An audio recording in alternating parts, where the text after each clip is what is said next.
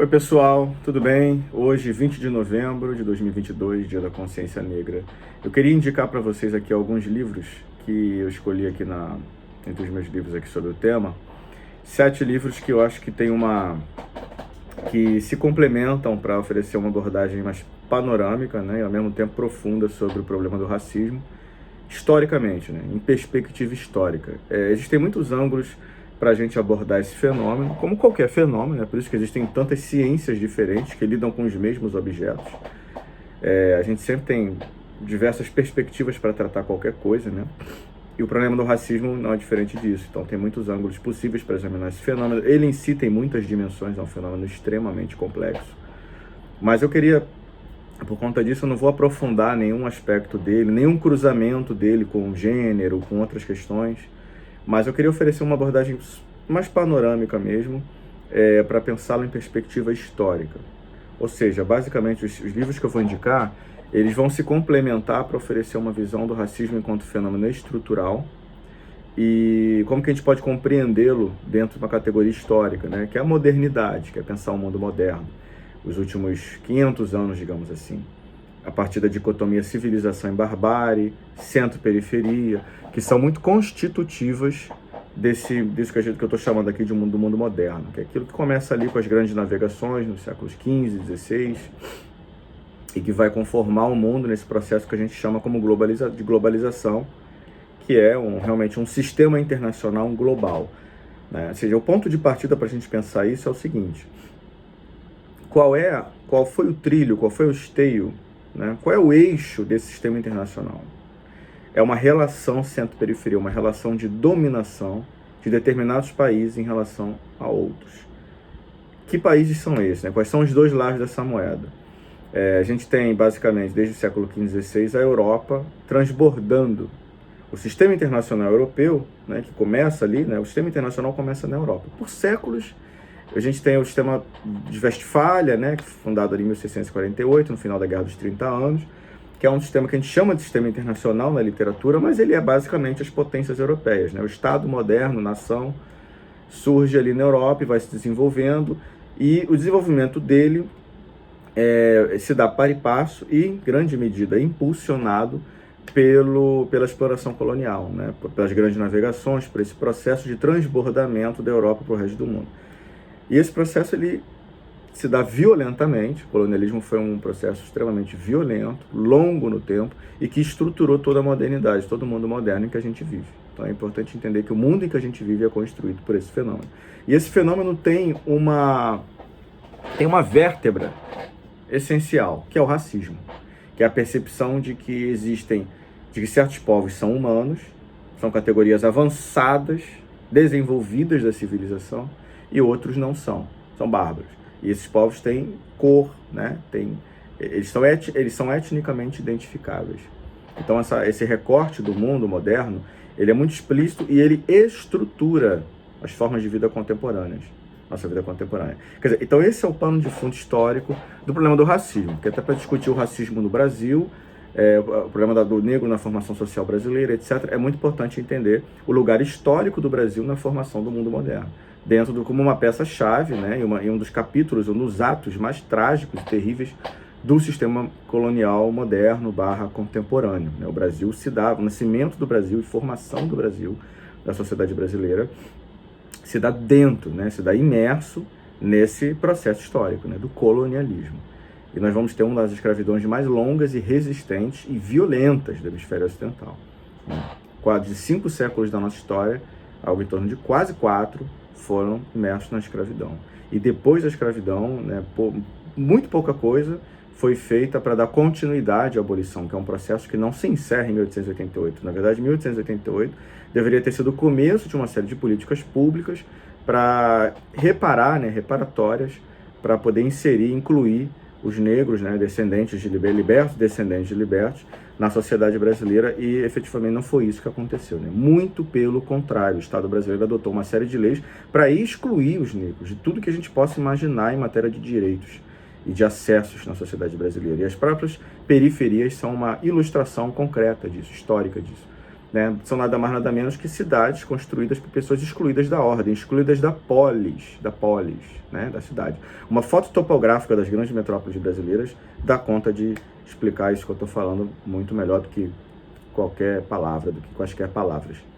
Bom, então é isso, assim, muito resumidamente, né? Estou aqui para indicar alguns livros que vão dar conta de uma certa forma, de círculos concêntricos, né? Indo do macro para o micro, ou seja, de uma perspectiva histórica mais ampla, mais geral, do colonialismo, do sistema colonial, para inserindo então o Brasil e entendendo o problema do negro no meio disso tudo, né? E como que isso chega na nossa realidade contemporânea, do nosso dia a dia, do nosso cotidiano, que acho que o melhor conceito para pensar isso é o de racismo estrutural, que é um conceito necessariamente histórico, né?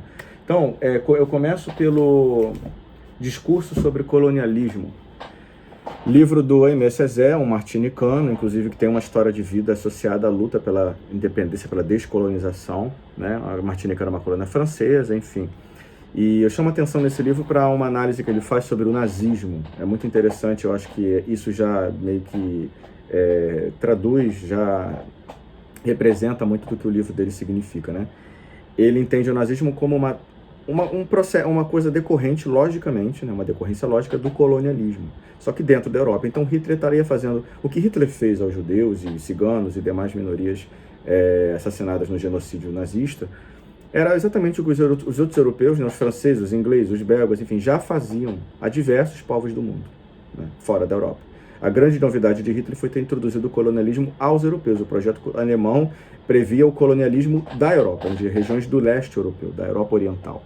Ou seja, ainda que ele estivesse fazendo com europeus de segunda categoria, digamos assim, né, judeus, ciganos, eslavos, etc., no imaginário do racismo europeu daquela época, eram pessoas brancas de olhos azuis. Então é interessante pensar como ele faz uma interpretação do nazismo, né? Que o nazismo é, dentre outras coisas, nenhum fenômeno histórico é unicausal, sempre muito multicausal, mas dentre outras coisas é também uma expressão do colonialismo europeu. Então, certamente, nesse sentido, eu lanço para vocês uma provocação. Qual é a diferença entre Hitler e qualquer grande empreendedor, digamos assim, né? Qualquer grande líder político europeu do século XIX e XX? Qual a diferença entre Hitler e Leopoldo II, né? O imperador belga, que era dono pessoal do Congo belga, onde mais de 10 milhões de congoleses foram assassinados no colonialismo belga? E tem estátuas de Leopoldo II por toda a Bélgica hoje, né? Qual é a diferença entre Hitler e Leopoldo II? Imagina se houvesse estátuas de Hitler na Alemanha, né? É mais ou menos isso que a gente está falando. Qual é a grande diferença? O que explica? O que torna um reverenciável e o outro desprezível, né? Então é importante pensar como o racismo é uma categoria de corte para separar o que é humano do que não é. E se a gente pensar o que nós, seres humanos, fazemos com o que não é humano nesse planeta, né? Vídeo a própria crise ambiental que está acontecendo com o mundo, com o planeta, como a gente trata a natureza, os animais. Então o racismo é isso. Esse é o perigo do racismo. Isso é o quão perigoso esse negócio pode ser. Basicamente é a desumanização de certos sujeitos, né? Então o discurso sobre o colonialismo ele já parte disso. Ele começa já no começo do livro fazendo essa provocação, essa interpretação sobre o nazismo como uma tradução do colonialismo, só que introjetado dentro da Europa. Aí dele nós vamos para outro livro que dialoga muito com ele também, que é esse aqui, Capitalismo e Escravidão. Também de outro ator político muito ligado à descolonização.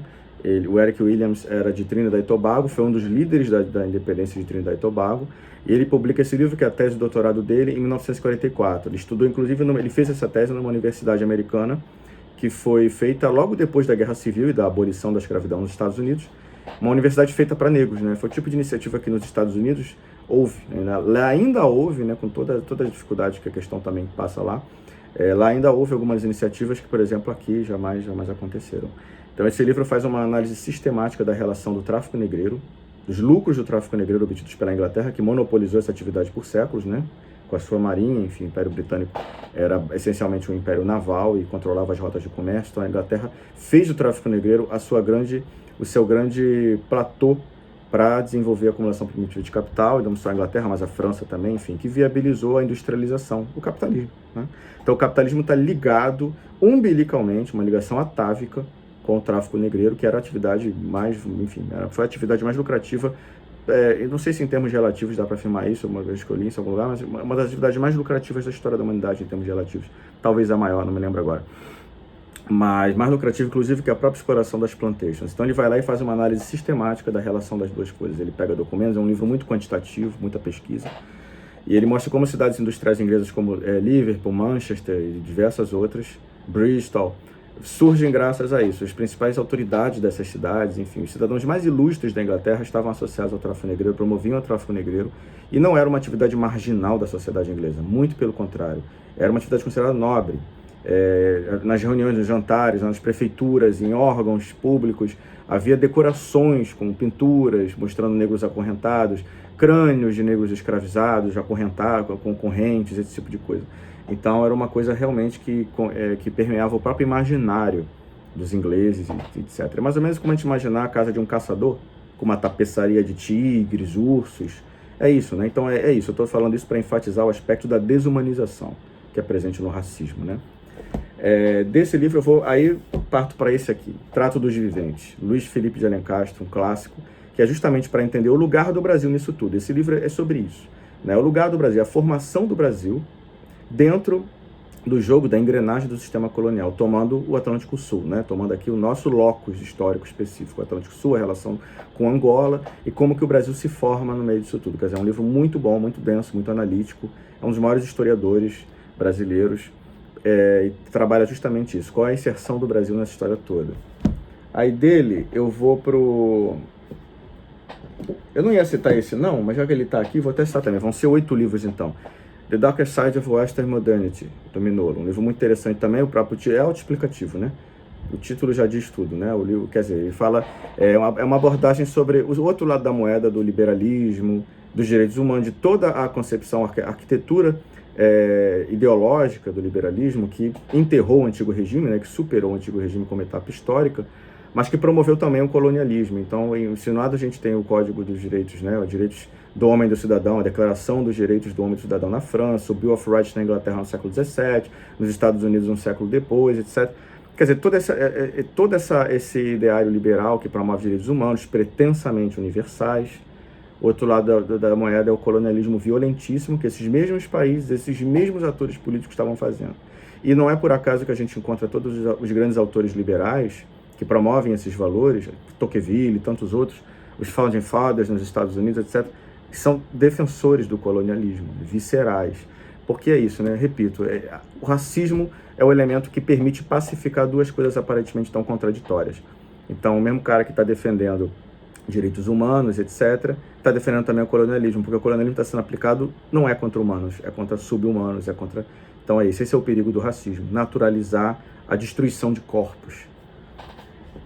Depois desse, eu vou para esse aqui, As Almas do Povo Negro, do Du Bois, que é um dos principais autores ligados, né, à luta antirracista nos Estados Unidos. Os grandes ícones dessa luta lá leram, todos passaram por esse livro aqui.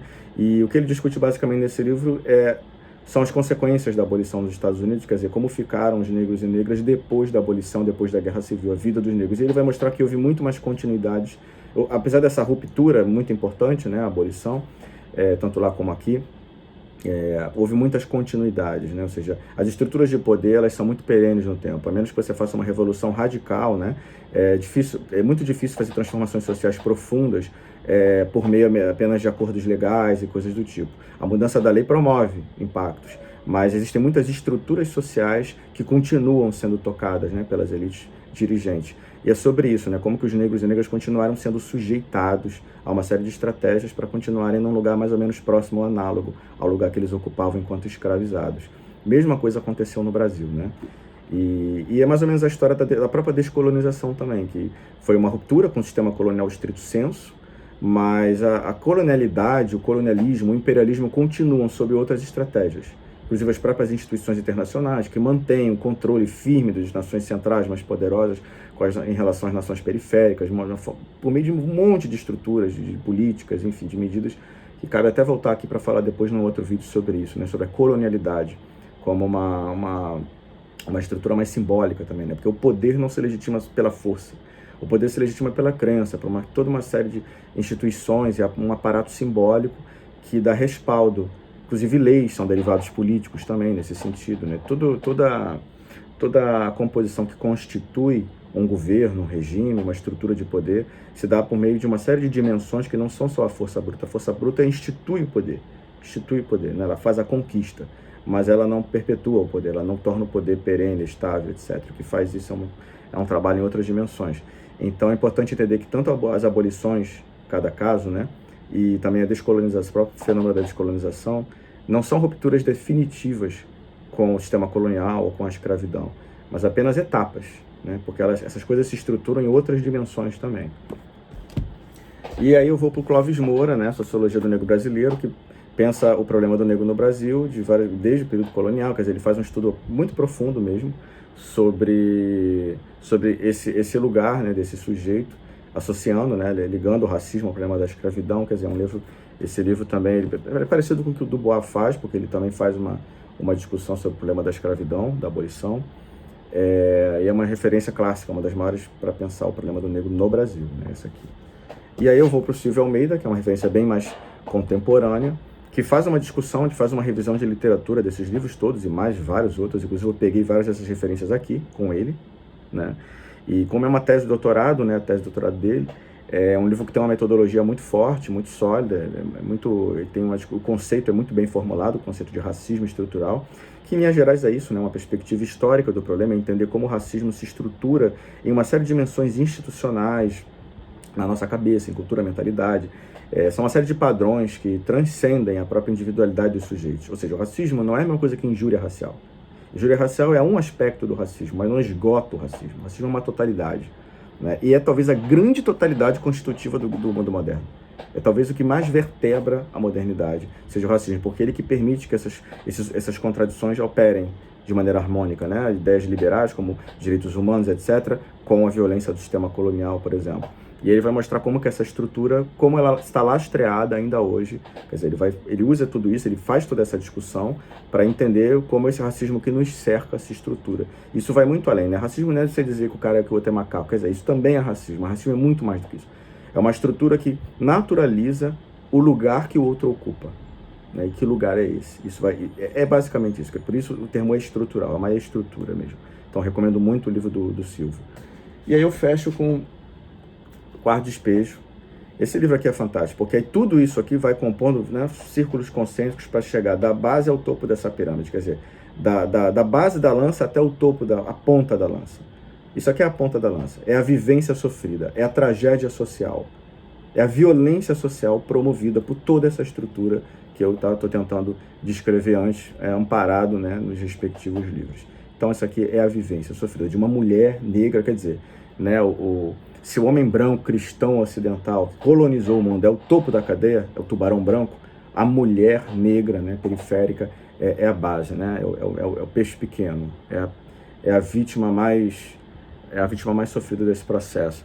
Então esse livro, enfim, é uma surra de empiria. Então eu tentei dialogar aqui, articular aqui, uma série de livros que trabalham tanto questões epistemológicas, teóricas, e também muito empíricas. Tudo isso compondo um todo orgânico, né? Uma perspectiva histórica do problema do racismo, que é realmente muito complexo e que, para ser enfrentado, demanda muito debate, muita educação e muita luta, muita disposição.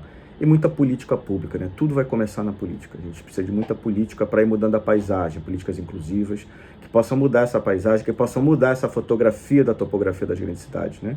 Que possam instituir realmente uma cidade inclusiva, uma cidade que inclua todos, e, consequentemente, essa inclusão vai se dar também na democracia, nos processos políticos e na renda, enfim, tudo isso passa pela política e por políticas de inclusão, necessariamente, né?